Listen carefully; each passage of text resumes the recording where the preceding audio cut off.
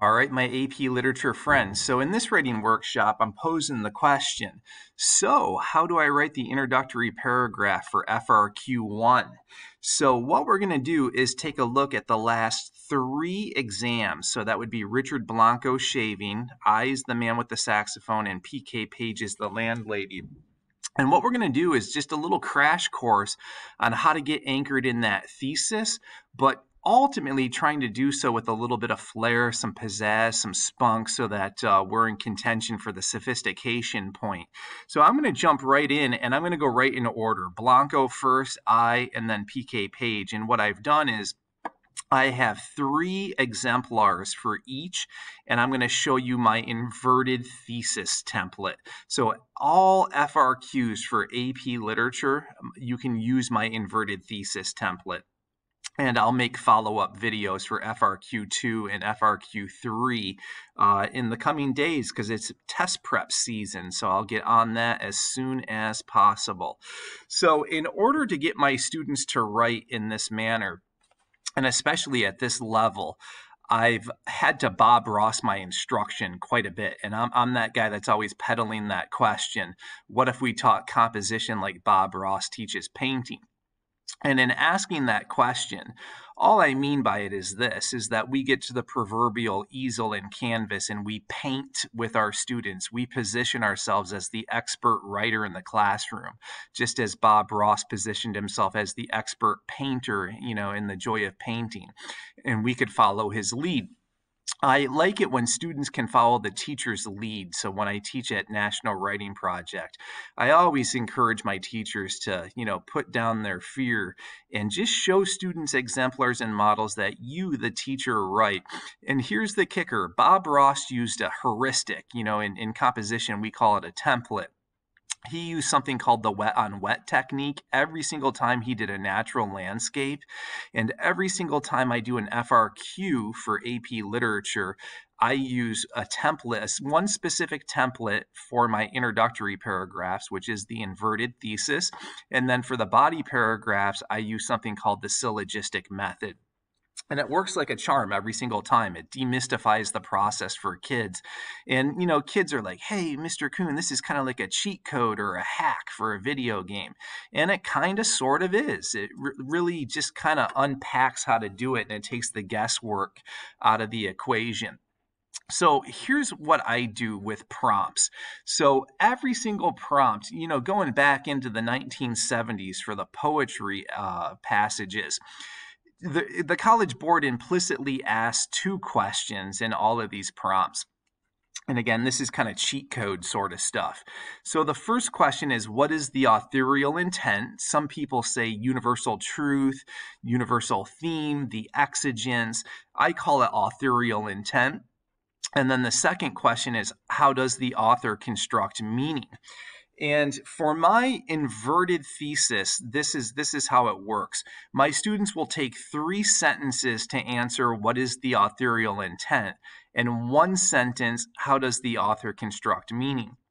And whenever you're answering the question, how does the author construct meaning, that is the thesis statement. So it's 3 authorial intent, 1 construction of meaning. And that's why I call it the inverted model, because you're going to end with the thesis. So you start with the intent and then you end with the thesis, the construction of meaning.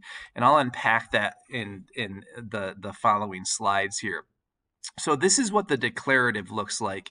You begin with the thesis, add your context background, tier 2 level vocabulary, focus on your sentence constructs, and all of my templates for introductory paragraphs house the thesis in 4 sentences. So the introductory paragraph is exactly 4 sentences long, no more, no less.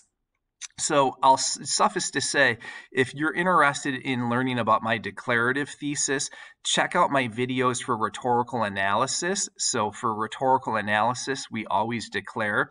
And then for synthesis, persuasion, argument, and research, it's a 50-50 coin flip. It's contingent upon the prompt and the rhetorical position of the writer.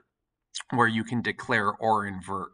So for this video, as I've already alluded to, we're going to focus on the inverted thesis template. So let me unpack what I mean by this. So as I've stated, you're going to go 3 sentences. What is the authorial intent? Last sentence, 4th sentence, how does the author construct meaning? So you want to provide a little bit of context and background, but you have to be really certain that you're not regurgitating the poem or plot summarizing the poem. At the forefront of the prompt is this: student is performing literary analysis. So you got to really make sure that you're not getting plot heavy in here. And this is why I like the inverted. I find when kids declare, they tend to get a little plot heavy and it sounds like a Cliff Note summation. And the inverted model really ensures that it's literary analysis from top to bottom. So let me unpack what I mean by Tier 2 level vocabulary and sentence constructs. I have in my classroom, and I do this with the National Writing Project as well when I do PD with teachers. I run something with my students all year round called a Word Study Academy. In 21 years of teaching, I've noted that each subsequent year, the vocabulary void just becomes, exponentially vacuous, and students come to me with very small vocabs. So what do I need to do as a teacher? I have to help them augment that. So I do a ton of word study with my students, and by Tier 2, I simply mean your average run-of-the-mill SAT level caliber word. I need to help pour those into my students' reservoir so that they're at their disposal when they write, and they're trying to get the right word through retrieval. So Tier 2 level vocabulary, we want to see a little bit of that without totally geeking out and sounding pretentious or contrived. So in the wheelhouse, but elevated academic. Sentence constructs is a theory that comes from my Nuance Academy. And I use a text called Write It Right by Strunk and White. It's a free PDF. You can find it online. And in it, they have a rule called rule number 18. And Strunk and White make the assertion that there's 12 different ways to cobble together a single sentence. So you'll see my students manipulating their syntax in the hopes of achieving voice rhythm and flow, going for that elusive unicorn sophistication point. So that balance of the vocab and the sentence constructs, I think, are essential to the sophistication, the overall sophistication of the piece. And as I've already said, it's going to be 4 sentences long. So let's take a look at some introductions. So we'll start with Richard Blanco's shaving from the 2022 exam. So like I've said, we're going to go 3 plus 1. So start with the authorial intent in 3 sentences. So heavy focus on the theme. Last sentence, construction of meaning. And that's where you're going to hit your reader with the terms, devices, techniques. So the most salient literary terms or literary functions in the piece without it sounding like a literary terms dumping ground. So here's the first one. Death is not the opposite of life, but is instead an integral and interconnected part of it. And that's like the aha, that's the Jesus moment in this poem. That's it. That's the whole main idea. So let's flesh this out without getting plot summative. In fact, every aspect of life and living is conjoined in the sense that nothing really separates man from nature. Mere deeds like shaving and writing are woven into the great scheme of how every aspect of existence serves to remind the individual that everything is tied together. And that's the whole poem. That's the theme, right? The interconnectedness of everything is part of life. So in the end, hit me with terms, devices, techniques. Blanco hits upon this concept through his extended metaphors and syntactical arrangements. So this student is making the assertion that the metaphors and the syntactical features are the 2 most important things. So when you drop your terms, devices, techniques, that's where you articulate the thesis statement. So clearly it's coming last sentence. That's why it's inverted. 4 sentences. Vocabs up without sounding goonish. I like interconnected, conjoined is very nice. And then look at the sentence constructs. One thing that struggling and emerging writers do is they overuse independent clauses and short, simple declarative sentences. So you get this da-dot, da-dot, da-dot, da-dot droning rhythm. I want to see my students sort of teeter-totter a variety of sentences so that they flow and they have a nice rhythm and a nice voice to it. And this one does a fantastic job with that. So out of the gate, I think most College Board readers would say, yeah, this kid's going to crush it if they can sustain this and the rest of the piece. We're in good stead.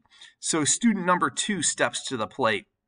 And this kid is very concrete, but you're going to see they're going to use the 3+1 template and come out with a pretty rockin' thesis statement nonetheless. Everything is one. 3 sentences. Look at that. Summarize the, or three words. Summarize the poem in 3 words. Everything is one. And that's the authorial intent. Life and death are one. The river and the sea are one. And so is the act of shaving and writing. When one can see how everything in life is contingent upon the other, the mundane becomes miraculous. Blanco highlights this through his frequent employment of similes and syntactical arrangements. So again, in the end, I tell my students, don't lit term dump. So sometimes kids will come here with a dump truck and just dump like 5 terms, devices, techniques. And I'm like, no. The most salient, the germane ones, the ones that kind of tie the whole piece together, right? The construction of meaning. So this student went simile and syntax. Again, note the sentences in terms of the arrangement, like good use of semicolons here. And very, very concrete, very to the point, but definitely getting the thesis point. And again, it's 3+1, 3 authorial intent, 1 construction of meaning. Student number 3 steps to the plate. Again, they're going to go 3+1 inverted. For the individual who sees how everything in life is connected, death is but the next natural segue in the grand mundane adventure. That should be a comma, not a period. Sorry about that. Man is forever linked to the natural world. He comes from it and spends his earthly days in it and will return to it upon passing. When one can see how all the individual pieces of life link together inextricably, it can afford a lot of peace. Blanco arrives at such an epiphany through his naturalistic imagery, extended metaphor, and syntactical maneuvers. So this student went 3, totally fine. But you're going to see in my student samples, my students know how to manipulate some syntactical arrangements, like using dashes and semicolons. They punctuate relatively well as a result of sitting through my Nuance Academy. And they don't really make too many mistakes after I skill and drill them enough. So good voice, rhythm, flow, vocab is up. I like inextricably. That's a great word. Very nice. Mundane is nice. Natural segue. So very good vocab and very nice sentence arrangement that is all housed in 4 sentences, 3+1, authorial intent, construction of meaning. So here's the question that I think College Board really needs to get their head around sooner or later. So I teach in upstate New York. I'm in Rochester, New York, and I teach at a SUNY school and at a private college here. I adjunct. And my colleagues at both settings really like it when students don't use the literary terms, devices, techniques in the introduction. We try to wean them off of that at the college level. And even though students are writing, like college sophomore English majors, the College Board, for the most part, from what I'm seeing, wants the lit terms in there so that it's very abundantly clear for AP readers that the student has articulated a thesis. I sometimes have my better writers omit the thesis because the lit terms are going to come in the first premise of a syllogistic body paragraph. So sometimes I'll have my students do this. Just take the lit terms out and imply them. This is risky, and I would love to have you guys comment, on the YouTube channel about which do you prefer, lit terms in or lit terms out. I know that at the college level, kids get kind of slapped around by their professors for putting them in there. So I have my better writers omit them, but there's a risk that some real concrete AP readers might say there's no thesis there. And that would be a shame, especially with this one. So look at this. When one gets to pulling the threads of life, they begin to see how everything is interconnected. So that, universal theme, universal truth, always lead with that. In many regards, mankind is the sea, and the sea is this pen, and this pen is a part of the big circle of how all things are linked together in a big circle. All too often, individuals resist the natural course of life and perceive themselves as being uniquely different and separate. But as Blanco reminds us, despite all the vast separateness in life, it's all connected. So the thesis comes last, but you're just omitting the terms, and then you house those in the first premise. So I have a three sentence topic sentence. It's called a first premise in a syllogistic construct in the syllogistic template. So they would just, you withhold in mind, enthymem, withhold in mind until the first premise. That's a real like Aristotelian move. But I don't know if it's safe. And, some of my students, I advise them not to do it because I'm just afraid that some AP readers might say there's no terms, there's no thesis point. So going forward, I have them put them in there. So let's take a look at Eyes, the Man with the Saxophone. Same thing, 3 + 1. Some people find themselves blessed when they finally come to see beautiful things in humbly unexpected places, right? Again, that's the exigence, that's the ha-ha, that's the Jesus moment of the poem. While others look upon these exact spots in time and space and see nothing, a rare man can find the ethereal and divine. Juxtaposing the narrator's bleak humanness to the city's gradual early morning awakening, I conveys the transformation of his protagonist from his dark existence to his becoming one with an almost internal state of nirvana. So we're 3 in, 1, terms, devices, techniques, construction of meaning. Through these motifs and the personification of the city and symbols of rebirth and rejuvenation, I suggest that one can find the eternal joys of life in its utter simplicity. So we got symbols, we got motifs, we got personification. Again, use the terms in that last sentence for the construction of meaning. Quintessential inverted thesis. Student 2 comes to the plate. One can say that deep human connection is the purpose and essence of having a meaningful life. Further, once a person comes to this understanding of how to interact with life at this exact purpose, the most amazing acts of love, humanness, and generosity can arise. Sometimes in the hustle and bustle of life, we need a reminder to slow down just long enough to see the value of humanity's beauty and appreciate what it is to just be alive in this space and time. So we're 3 in, and I just really want to highlight here, again, don't get plot summative. It's just a very heavy thematic focus. I call it context and background. So there's no need to retell the story of the poem. Definitely don't start quoting in the introduction. But avoid that pitfall, that snafu of retelling the story of the poem. Last sentence, construction of meaning. I conveys this message through the juxtaposition of the awakening city and the spiritual awakening of his narrator through the symbols of rebirth and personal growth. And again, students have to read and ascertain the meaning of the poem correctly, but they have a few options in such a rich poem as this to get the quote unquote right answer in terms of their analysis of the poem. So last one for Eyes, the Man with the Saxophone. Music is one of the most predominant things that can yield a catharsis.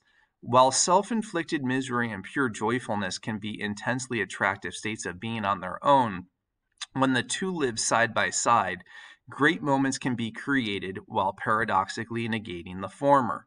Personal growth can sometimes spark from the nowhere of unexpected places, but when one finds themselves on the threshold of obtaining a state of heightened awareness from a seemingly trite thing such as a corner musician, the effect can be beyond profound. So again, we're 3 in, 4, construction of meaning. I arrives at this idea through the personification of the city landscape and the allusions to higher spiritual principles. So they went with personification and allusion, while the other ones were going with juxtaposition and the such. So again, it doesn't really matter. All of them can be supported just fine. So to round things out, let's go all the way back to 2019 to P.K. Page's The Landlady.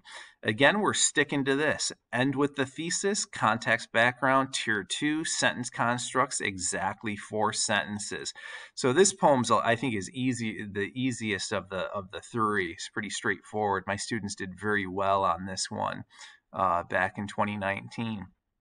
There are human limits in trying to live vicariously through another.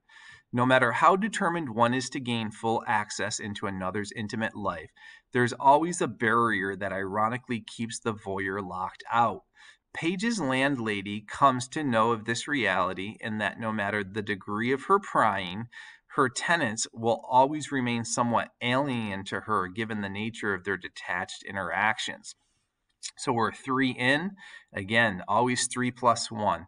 Through her imagery and juxtapositions, Page arrives at this truth through the portrayal of her protagonist. Imagery, juxtaposition, and then characterization. So I tell my students, don't go more than 3, otherwise it becomes a dumping ground.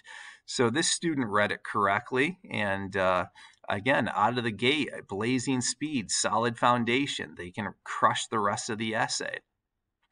An interesting binary play exists between those who are in positions of authority and those who are cast as their subordinates. Within a tenant-landowner relationship, this often manifests as an invasion of one's personal space and the trespassing of boundaries. Ironically, no matter the degree of her snooping, the landlady cannot enter into a depth of intimacy that she so desires because of the power dynamic.